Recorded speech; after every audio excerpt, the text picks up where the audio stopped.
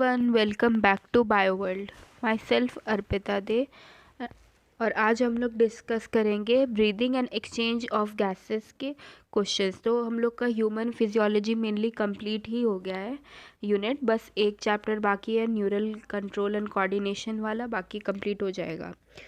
ठीक है, तो बायो वर्ल्ड पे सारी क्लासेस शुरू हो चुकी हैं।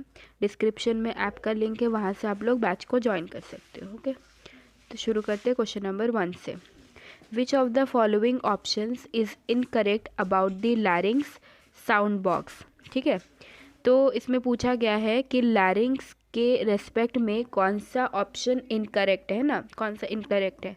तो पहला ऑप्शन क्या दिया हुआ है कि it is a bony box. Second, glottis is the opening into the larynx during swallowing of food. Glottis is covered by epiglottis to prevent food entry into the larynx.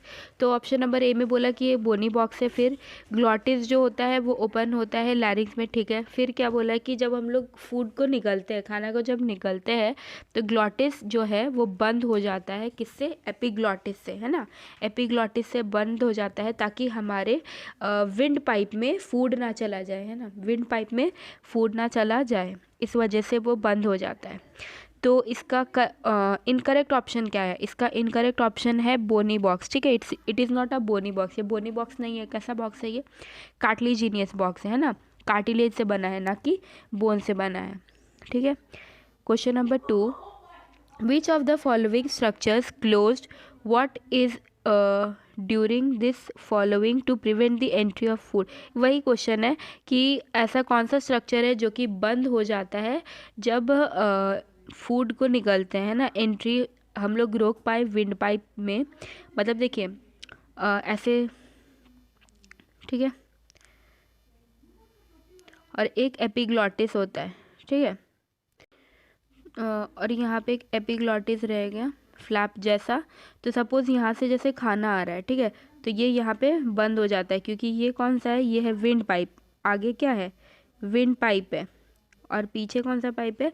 Food pipe है। ठीक है, food pipe है। तो ताकि खाना इसमें ना चला जाए, इसीलिए यहाँ पे क्या हो जाता है? ये ऐसे करके बंद हो जाता है इधर, और खाना फिर किधर जाता है? इसमें जाता है। ठीक है, समझ गए होंगे आप लोग। तो ऐसा कौन सा स्ट्रक्चर है जो बंद हो जाता है? तो ये जो है इसको क्या कहते हैं? एपिग्लॉटिस। ठीक है, ये भी कार्टिलेज से बना होता है, बोन से नहीं। ठीक है, फिर अगर in man and mammals air passes from outside to inside into the lungs. तो कह रहा है कि मैन में, मैमल्स में जो एयर होता है वो पास करता है आउटसाइड से इनसाइड। तो इसका पाथवे क्या है? ठीक है, इसमें पाथवे पूछा गया है। क्या है? Nasal cavity, larynx, pharynx, trachea, bronchi, alveoli, वैसे करके सारे ऑप्शंस दिए हुए। ठीक है, तो करेक्ट क्या है? पहले आता है नेजल कैविटी। ठीक है, नाक से पहले सांस लेंगे, सांस मतलब कि हवा अंदर गया, फिर फेरिंग्स में जाता है, फिर लैरिंग्स में जाता है, फिर किस में जाता है? ट्रेकिया में, फिर ब्रोंकाई में, फिर ब्रोंक्यूल्स में, एंड फाइनली एल्वोलाई, जिसमें कि गैसियस एक्सचेंज हमारा होता है, यानी डिफ्यूजन प्रोसेस होता है। तो ऑप्शन नंबर डी हो जाएगा करेक्ट आंसर। ठीक है, ये ऑर्डर याद रखना है। हो गया। फिर mammalian lungs have an enormous number of minute alveoli air sacs, this is to allow. अब बोल रहा है कि जो मेमेलियन लंग्स होते हैं ना ऐसे, तो उसमें बहुत सारे ही छोटे छोटे ऐसे एल्वोलाई स्ट्रक्चर्स होते हैं। ठीक है, वो क्यों होता है? होता क्यों है? कोई ना कोई इसका रीज़न होना चाहिए। ऐसे तो फालतू हमारी बॉडी किसी भी चीज़ में एनर्जी नहीं वेस्ट करती, फालतू कोई स्ट्रक्चर नहीं है, मतलब होता है, पर ऐसे नहीं होता फालतू। ठीक है, तो क्यों होता है? ये होता है सरफेस एरिया को बढ़ाने के लिए। ठीक है, ताकि ज़्यादा सरफेस एरिया हो और ज़्यादा डिफ्यूजन। अब आप लोग बताना। ठीक है, सपोज़ ये एक क्यूब, ऐसे एक स्ट्रक्चर है। ठीक है, तो यहाँ से कैसे पास करेगा? इधर से पास करेगा, इधर से, इधर से, इधर से, ऐसे। पर अगर कोई ऐसे ऐसे ऐसे ऐसे, फिर ऐसे ऐसे ऐसे, फिर ऐसे ऐसे ऐसे, अगर इसको तोड़ मोड़ के हम लोग ऐसे कर दी, तो इधर ये सरफेस से ज़्यादा पास होगा ना हवा। ठीक है, तो इसका मतलब क्या हुआ कि वो छोटा छोटा स्ट्रक्चर में करने से पहले एक, सपोज यहाँ पे एक गोला है, ठीक है, और ऐसे हम लोग बहुत छोटे गोलों में इसको कन्वर्ट कर देते। किस में ज़्यादा ये सरफेस एरिया आएगा? ऑफकोर्स इसमें आएगा, है ना। तो इसीलिए माइन्यूट पोर्स में इसको कन्वर्ट किया जाता है ताकि ज़्यादा सरफेस एरिया हो और ज़्यादा डिफ्यूजन हो सके। ओके, इस वजह से होता है। फिर question number 5, given below given below is a list of different steps 1 to 6 involved in respiration। तो बोल क्या रहा है कि steps दिए हुए हैं रेस्पिरेशन के, तो आप लोग बताओ कौन सा सही है। ठीक है, मतलब कि ऑर्डर में अरेंज करना है। ठीक है, सही नहीं, ऑर्डर में अरेंज करना है। ठीक है, तो अभी हम लोग इसको ऑर्डर में अरेंज करेंगे। तो देखिए पहला दिया हुआ है utilization of O2 by the cells for catabolic reaction. इसका मतलब क्या होता है कि जो हमारे सेल्स होते हैं ना, उनको O2 मतलब कि ऑक्सीजन चाहिए, ऑक्सीजन चाहिए होगा तभी ना वो फर्दर रिएक्शन करने के बाद अपना एनर्जी रिलीज करते। वो है ना रिएक्शन जो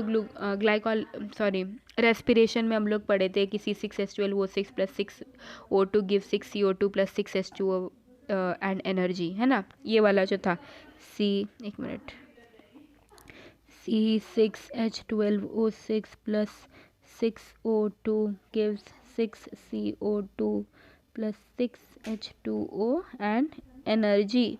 ठीक है, तो इससे हम लोग को क्या समझ आ रहा है कि भाई O2 चाहिए, O2 होगा तभी वो रिएक्शन आगे बढ़ेगा और क्या निकलेगा प्रोडक्ट में, एनर्जी आएगा। ठीक है, तो यूटिलाइजेशन यानी कि O2 को यूज़ करना। फिर क्या लिखा हुआ है, ट्रांसपोर्ट ऑफ गैसेस का ट्रांसपोर्ट होना ब्लड के थ्रू। फिर पल्मोनरी वेंटिलेशन आप लोग यही समझना कि ये ब्रीदिंग वाला, यानी कि इंस्पिरेशन एक्सपिरेशन ऐसे समझ लो कि pulmonary ventilation by which atmospheric air ना कि there atmospheric air is drawn in, यानी कि एयर अंदर आ रहा है वाया इंस्पिरेशन के थ्रू, और फिर CO2 निकल रहा है किससे, एक्सपिरेशन के थ्रू। ठीक है, तो इसमें इंस्पिरेशन और एक्सपिरेशन की बात की जा रही है। फिर क्या बोला है, release of resultant O2 CO2, फिर CO2 का निकलना कार्बन डाइऑक्साइड का। फिर diffusion of O2 and CO2 between the blood and tissue. तो डिफ्यूजन होता है ना ब्लड एंड टिश्यू, O2 और CO2 में।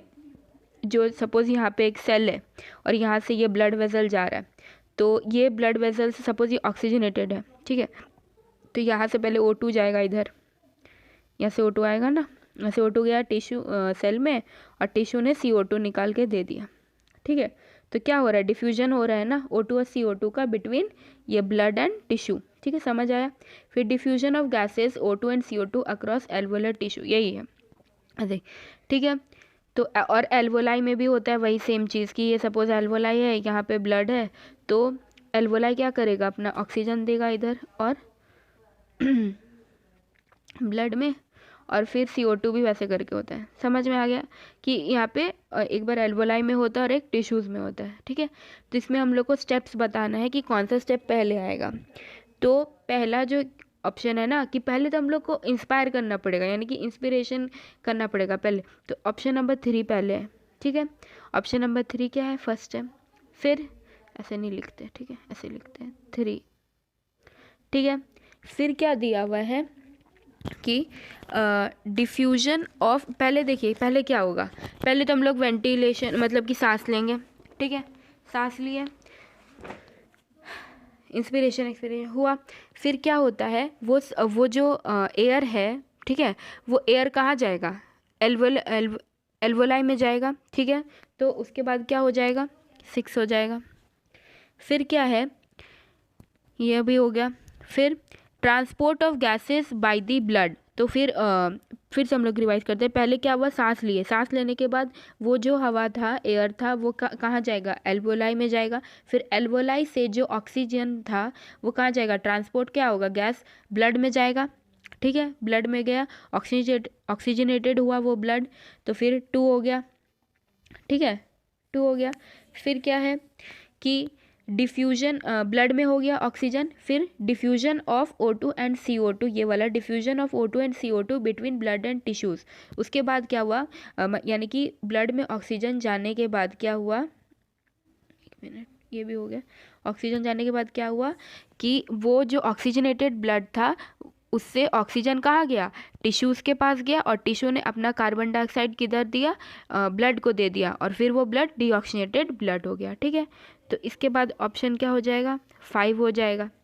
फिर क्या दिया हुआ है कि उसके बाद ऑक्सीजन तो दे दिया, ठीक है, ब्लड ने ऑक्सीजन टिश्यूज़ को दे दिया, फिर जो टिश्यू था या जो सेल था उसने कैटाबॉलिक रिएक्शन किया और ऑक्सीजन को यूटिलाइज करके एनर्जी बना लिया, तो फिर यूटिलाइजेशन ऑफ CO2 और फिर फाइनली क्या होगा, वो जो डीऑक्सीनेटेड ब्लड था उससे CO2 निकल जाएगा, ठीक है, बाद में। तो पहले क्या होता है, वापस से रिवाइंड करते हैं।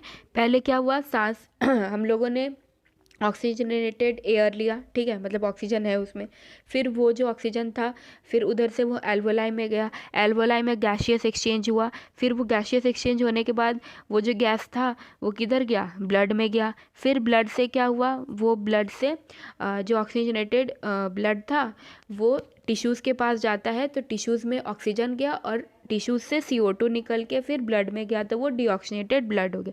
फिर उसमें क्या होता है कि जो ऑक्सीजन गया ना सेल्स में, उधर कैटाबॉलिक रिएक्शन होती है तभी जाके एनर्जी बनेगी ना, ये हुआ, और फिर फाइनली वो जो CO2 था वो निकल गया, रिजल्टेंट वो निकल गया CO2, ठीक है।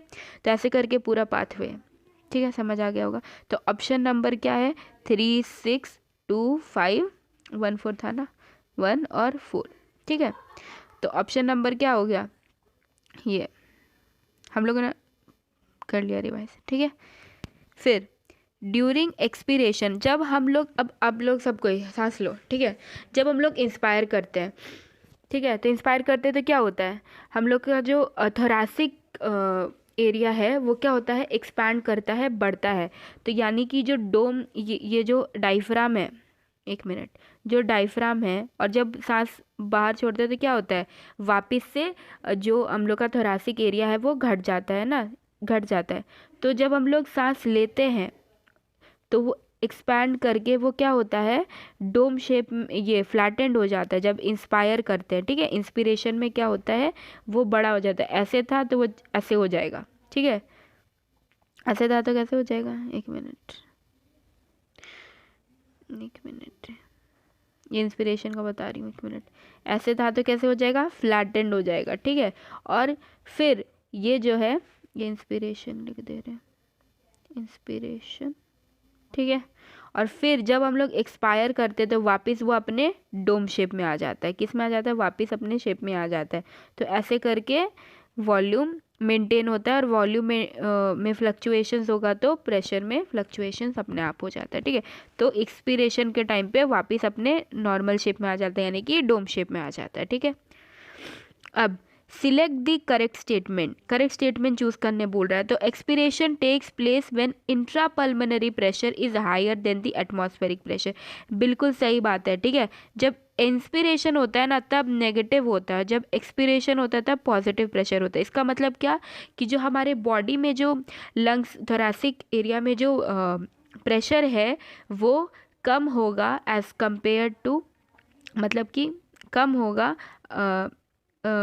एटमॉस्फेयर से जब इंस्पिरेशन कर रहे हैं, और वही उल्टा हो जाता है जब एक्सपायर करते हैं, यानी कि हमारे बॉडी में ज़्यादा प्रेशर होगा और एटमॉस्फेयर में क्या होगा, कम होगा। तभी ना हायर टू लोअर, डिफ्यूजन में हम लोगों ने क्या पढ़ा है कि जब भी डिफ्यूजन होता है from higher concentration to lower concentration जाता है ना। तो अगर आप सोचो कि एटमॉस्फेयर में ज़्यादा प्रेशर है, ठीक है, और हमारी बॉडी में कम प्रेशर है, तो कहाँ आएगा, एटमॉस्फेयर से हमारी बॉडी की तरफ। ऐसे करके हम लोग O2 पहले लेते हैं, ठीक है, O2 ले लिया, अब हम लोग को CO2 एक्सपायर करना है, तो कैसे होगा, तो एटमॉस्फेयर में कम होना चाहिए और हमारी बॉडी में ज़्यादा, तभी ना हायर टू लोअर जाएगा। तो क्या होता है, एक्सपिरेशन में हमारी बॉडी में ज़्यादा प्रेशर होता है और एटमॉस्फेयर में कम होता है, तभी हायर टू लोअर जाता है और CO2 निकल जाता है, ठीक है। जब हम लोग इंडिविजुअली ऐसे डिस्कस करेंगे ना कोई टॉपिक तो और अच्छे से होगा, ठीक है। ये क्वेश्चन प्रैक्टिस है। फिर contraction of external intercostal muscles decrease the volume of thoracic chamber. तो जब इंटरकोस्टल मसल्स का कॉन्ट्रैक्शन होता है तो decrease the volume of thoracic, नहीं डिक्रीज नहीं होता, क्या होगा, इंक्रीज होगा। फिर increase in volume increases the intrapulmonary pressure, ये भी गलत है, ठीक है, क्योंकि हम लोग को पता है pressure is inversely proportional to volume. Charles law में था ना कि प्रेशर जो होता है वो इनवर्सली प्रोपोर्शनल होता है वॉल्यूम से, तभी ना जब इंस्पिरेशन में हम लोग का वॉल्यूम बढ़ेगा है ना। अब इंस्पायर करिए, सांस लीजिए अंदर, तो क्या होगा, थोरैसिक एरिया की वॉल्यूम क्या होती है, बढ़ जाती है, तो प्रेशर कम हो जाता है। इसीलिए जब हमारी बॉडी का प्रेशर कम होगा, यानी कि लंग्स में प्रेशर कम होगा और एटमॉस्फेयर में ज़्यादा होगा, तो हायर टू लोअर आता है, यानी कि ऑक्सीजन एटमॉस्फेयर से हमारी बॉडी में आ जाती है। समझ आ गया? तो ये भी गलत हो गया, तो करेक्ट ऑप्शन क्या है, ऑप्शन नंबर ए। ठीक। फिर the exchange of gases in the alveoli of the lungs takes place, कैसे होता है, वाई सिंपल डिफ्यूजन। ठीक है, सिंपल डिफ्यूजन के थ्रू होता है गैसियस एक्सचेंज एल्वोलाई में। फिर among the following partial pressure, oxygen कहाँ पे सबसे ज़्यादा, सबसे ज़्यादा होता है एक्सपायर्ड एयर में। ठीक है, सबसे ज़्यादा वहीं पे होता है। फिर कहाँ पे होगा, एल्वोलस में। फिर कहाँ पे होगा, फिर होगा ऑक्सीजनेटेड ब्लड में। फिर सबसे कम किधर होता है डीऑक्सीजनेटेड ब्लड में। ठीक है, ऐसे करके ये ऑर्डर चलता है। हो गया। फिर the factor which does not affect the rate of alveolar diffusion, ऐसा कौन सा फैक्टर है जो रेट ऑफ एल्वुलर डिफ्यूजन में डिपेंड नहीं करता, इफेक्ट नहीं करता है। इसका मतलब क्या होता है, इसका मतलब ये होता है कि जब डिफ्यूजन होता है ना, तो गैसेस का, तो कौन सा चीज़ अफेक्ट नहीं करता है, क्या होगा वो, ऑप्शन नंबर ए की solubility of gases, thickness of the membrane, pressure gradient, या फिर रिएक्टिविटी ऑफ गैसेस। कौन सा नहीं करता है, ये होता है रिएक्टिविटी ऑफ गैसेस, ये अफेक्ट नहीं करेगा। बाकी ये सारे क्या करते हैं, अफेक्ट करते हैं। जिसकी सॉल्युबिलिटी ज़्यादा होगी वो हो जाएगा, जिसका प्रेशर ग्रेडियंट हो जाएगा वो, फिर थिकनेस मेम्ब्रेन कम होना चाहिए, ऐसे करके। ठीक है। फिर the carbon dioxide is transported via lungs, via blood to lungs, किस फॉर्म में सबसे ज़्यादा होता है ये। ठीक है, तो सबसे ज़्यादा होता है बाइकार्बोनेट्स के फॉर्म में। कितना होता है, 70% होता है। ठीक है, कार्बन डाइऑक्साइड का ट्रांसपोर्ट ब्लड टू लंग्स में सबसे ज़्यादा किधर होता है, बाइकार्बोनेट्स के फॉर्म में होता है। ठीक है। फिर अगर एक ऑक्सीजन सॉरी हीमोग्लोबिन का स्ट्रक्चर पता है ना सबको, इस टाइप में होता है। ठीक है, ऐसे करके टेल्स भी होते हैं उसके। तो कितना ऑक्सीजन जाता है एक में, हर एक में एक O2 आएगा, यानी कि एक हीमोग्लोबिन में कितने ऑक्सीजन का मॉलिक्यूल आएगा, 4। ठीक है, 4 आता है। फिर जो आप लोगों ने एनसीईआरटी में देखा होगा, इस टाइप का एक ऑक्सीजन डिसोसिएशन कर्व आपको दिखेगा, सैचुरेशन कर्व बोलते हैं, ऐसा कुछ नाम है। तो वो किस फॉर्म में होता है, ये जो ऐसे करके आता है ना ये ग्राफ, इसको कहते हैं सिग्मॉइड। क्या कहते हैं, सिग्मॉइड। क्या कहते हैं, सिग्मॉइड। तो ये क्या है, सिग्मॉइड कर्व। ठीक है, सिग्मॉइड कर्व हो गया। फिर फीटल हीमोग्लोबिन, फीटल हीमोग्लोबिन मतलब फीटस। ठीक है, फीटस का जो हीमोग्लोबिन है, जो मतलब समझो वो बच्चा जिसका बर्थ नहीं हुआ है, जो अभी वूम में है। ठीक है, गर्भ में है अभी। ठीक है, तो has x affinity for oxygen than that of mother's haemoglobin during gestation. Gestation period वही होता है ना जो मदर में बच्चा काटता है। ठीक है, तो वो जेस्टेशन पीरियड हो गया प्रेगनेंसी वाला। तो इसमें पूछा है कि कितनी एफिनिटी होती है ऑक्सीजन के प्रति, उसकी एफिनिटी कितनी होती है हीमोग्लोबिन की, फीटल हीमोग्लोबिन में एज़ कम्पेयर टू मदर, तो हाइयर रहता है। ठीक है, फीटस का ज़्यादा होता है मदर से, यानी कि क्या समझेंगे कि जो फीटस का हीमोग्लोबिन होगा ना वो ज़्यादा, ऐसे समझ लीजिए कि 2 बच्चे हैं, किसी को ज़्यादा चॉकलेट पसंद है, किसी को नहीं पसंद है। अगर उसके सामने चॉकलेट ले रख दे तो कौन सा सबसे पहले लेगा, जिसको चॉकलेट पसंद है। वैसे ही समझ लीजिए कि जो फीटल हीमोग्लोबिन है वो ज़्यादा एफिनिटी शो करता है ऑक्सीजन के प्रति। ठीक है। फिर select the correct statement. A, human RBC transport 98% of O2। फिर human RBC transport 20 to 25% of CO2। फिर majority of CO2 is transported to the lungs as attach to haemoglobin. नहीं, अभी हम लोगों ने डिस्कस किया सबसे ज़्यादा CO2 किस फॉर्म में जाता है, बाइकार्बोनेट के फॉर्म में। किस फॉर्म में, बाइकार्बोनेट। एक मिनट इधर लिखती हूँ, किस फॉर्म में जाता है, बाइकार्बोनेट के फॉर्म में। ठीक है, और ये वाला 98 नहीं होता, 97% होता है। ठीक है, ऐसे। और ये है ना human RBC transport 20-25% of CO2, ये बिल्कुल सही है। कौन से फॉर्म में, कार्बामिनो हीमोग्लोबिन। ठीक है, कार्बोक्सी हीमोग्लोबिन नहीं लिखना कर, एक मिनट। कार्बामिनो हीमोग्लोबिन, ठीक है।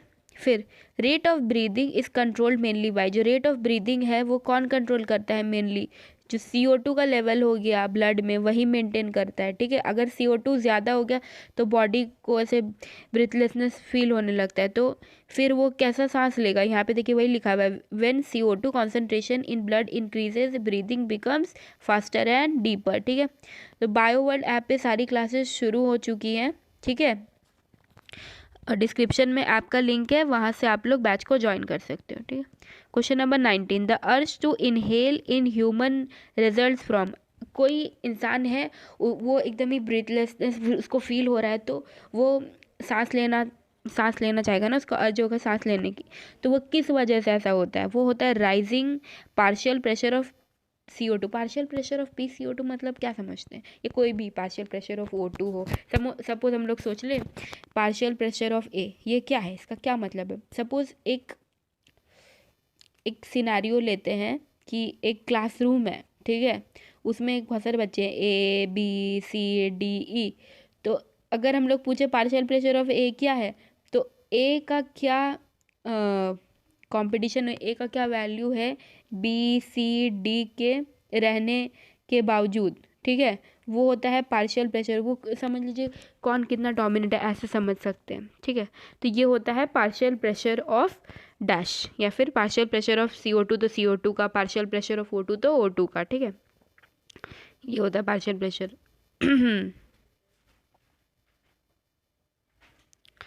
समझ गए। फिर emphysema is a condition resulting from, emphysema क्या होता है?